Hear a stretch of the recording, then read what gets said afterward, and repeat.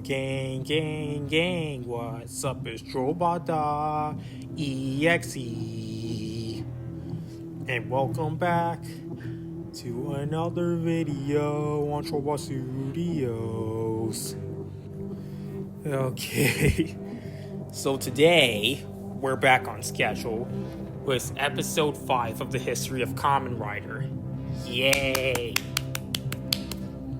Today, we are covering Kamen Rider ZX. The only reason I waited so long to do this is because I had a really busy week. So, I didn't exactly have time to cover it. But here we are now, ready to finish Phase 2 of the Showa era already. Hopefully we can get Phase 3 down before August ends. Or at least get Black and Black RX down. I feel like that's feasible. So, let's get to it with that recap. Yee! Previously on the history of Kamen Rider, in 1977, the movie Space Battleship Yamato was released, creating a renewed interest in sci-fi. As a result, old broadcasts of Kamen Rider started gaining popularity. These old broadcasts were popular enough that Toei began work on a new series, Sky Rider. It was a back-to-basics approach, or at least at first, but it didn't exactly succeed. So they made many changes, one of which being guest appearances of the previous riders. Initially, Sky Rider's motif was, well, flight, but due to special effects at the time, they weren't really able to do that much. So, instead, Toei made the motif previous riders. This was a success as Sky Rider's ratings gained a much-needed jump, and fueled the energy for Toei to create a new series, Kamen Rider Super 1.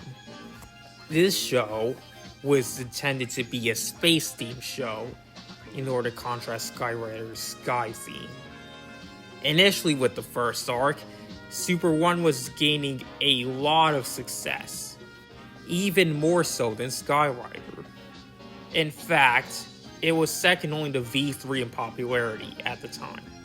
However, TBS needed a change in broadcasting, so many elements in Super 1 were changed, which ultimately doomed the series and caused the franchise to drop out of TV once more. What would Toei do next? Find out now. So, right after Super 1 ended its broadcast, a group of fans made resurrection festivals, 2 of them in particular, which featured screenings of old episodes in Toei's Oizumi studio, while cast and crew were invited and even talked at these festivals. At the first of these festivals, in November 1981, Ishinomori appeared and promised the creation of a new rider. Basically, he said, okay, I'll create a 10th rider. Toru Hirayama, who was also there, made appeals to several parties, and the next day, TV magazine's Toshio Tanaka became a sponsor for this new rider. And support grew even further, because next month in December, the Kamen Rider number 10 planning committee was born. Instead of going to television, the project was developed in kids' magazines and manga. One magazine, TV Land, featured illustrations of the characters and asked for requests for naming things. Ultimately, the name for the 10th Kamen Rider was decided, and on August 15th, 1982, it was announced, Kamen Rider ZX. The 5 winners who submitted the name split the $1,000,000 prize among themselves. However, there were no submissions where ZX was pronounced Zekros. That was an Ishinomori change because ZX sounded bad to him.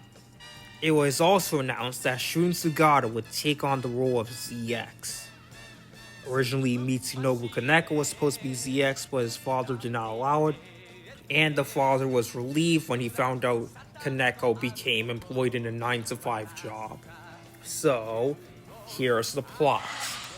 Badan, the most powerful evil organization and the mastermind behind the past evil groups that have been plaguing Kamen Rider, has begun to act directly. Ryo Murasame, a university student in Brazil, is captured by Badan, and 99% of his body, except for his brain, is modified, turning him into the perfect cyborg, Z-Cross. On accident, Ryo is free from brainwashing and is almost executed as a result, but he barely manages to escape the base. However, his sister, Shizuka, was also captured, was killed, so he fights the monsters sent by Badan. During the battle, Ryo meets the 9 senior riders and is welcomed as Kamen Rider Z-Cross, the 10th Kamen Rider. The action scenes for magazines were directed by Big Action, led by Kazutoshi Takahashi, former member of the Ono Kendo Club that handled action scenes since day one. However, the plot I just told you wasn't supposed to be this way. Originally, Hirayama proposes a hardcore, adult-oriented installment that featured a masked man, not a cyborg.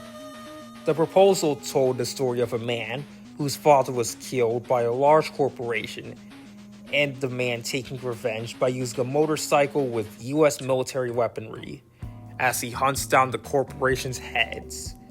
This story was proposed due to the creative freedom manga offered, and Hirayama wanted to appeal to adult audiences that once watched Kamen Rider in their youth.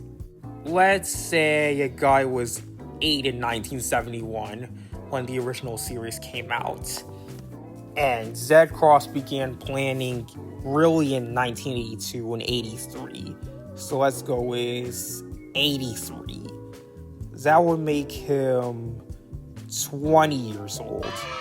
So I guess Hirayama wanted to show that Kamen Rider grew up alongside his fans. However, as the project went on, ZX went a more traditional route to appeal to a wider audience. Also, the strong magazine sales led to the production of a TV special.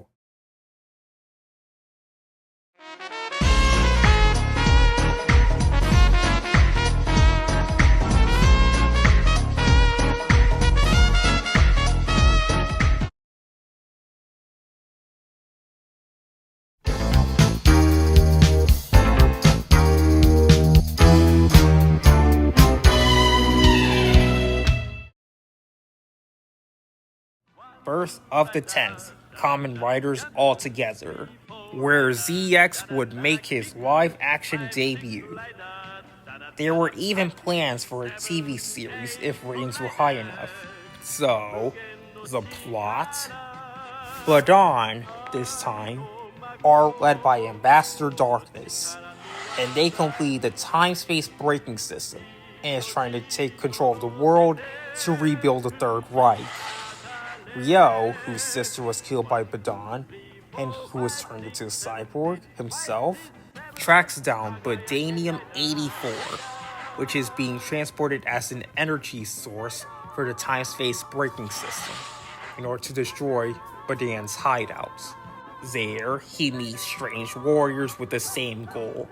They are Kamen Riders, warriors of justice who, like him, are burdened with the sorrows of being cyborgs.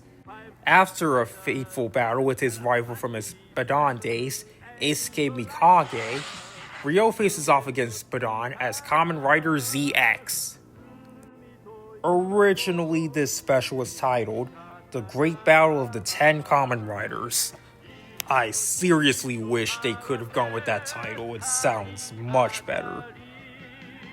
The project would be the swan song for many notable figures, most notable of them being Hirayama and music composer Shunsuke Kikuchi. despite no new background music being made. So really, Super 1 was his swan song. Hirayama retired mid-production, and after Kamen Rider, Kikuchi would go on to make the soundtrack for many animes, most notably Dragon Ball and Dragon Ball Z, which is what he'll become most famous for. The special aired on January 3rd, 1984, but failed to meet ratings expectations. Even worse still, toys were not released for ZX until the end of Kamen Rider Black RX in 1989. And so, Kamen Rider lay dormant for 3 years more. However, Shotaro Shinomori would try one last time to bring Kamen Rider back to TV screens. Will he be successful?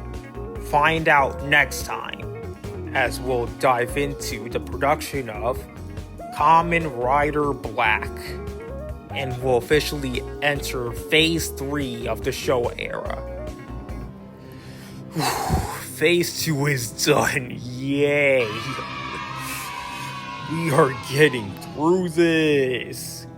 Yay! So, Phase 3 is interesting because it consists of Black RX, and the 90s films. I decided for the sake of this slideshow to split off the 90s films as its own phase, Phase 4, calling them the Neo Riders, mainly because they debuted in the Heisei era. However, Shotaro Shinomori was still alive at the time, and also they are very much distinct from the rest of the Showa era. So, there's that. So in the meantime, like, subscribe, and comment down below. And in the meantime, later, fools.